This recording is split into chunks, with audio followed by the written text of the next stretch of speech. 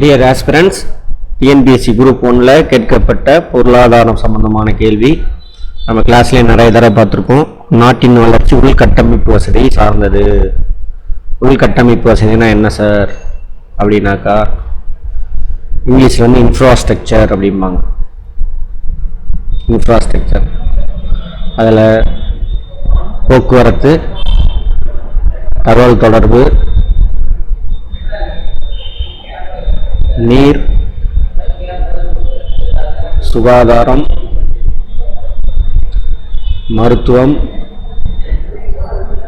கல்வி, இதெல்லாம் அடிப்படை கட்டமைப்பு வசதியில் வரக்கூடியது. உட்கட்டமைப்பு சொல்லுவாங்க, அடிப்படை கட்டமைப்பு சொல்லுவாங்க. அதில் வரக்கூடிய விஷயங்கள். ஸோ நாட்டோட பொருளாதாரம் முன்னேறினா போக்குவரத்தும் தகவல் தொடர்பும் அடிப்படை கட்டமைப்பு வசதிகளில் முக்கியமான ஒன்று. ஸோ இவங்க வந்துட்டு பொருளாதார வளர்ச்சியின் முதுகெலும்பு அப்படின்னு சொல்லலாம். கரெக்ட் தான். அப்போ ஏவும் கரெக்டு, ஆரும் கரெக்டு. ஏவுக்கு சரியான காரணம். ஸோ ஆன்சர் வந்துட்டு ஏ.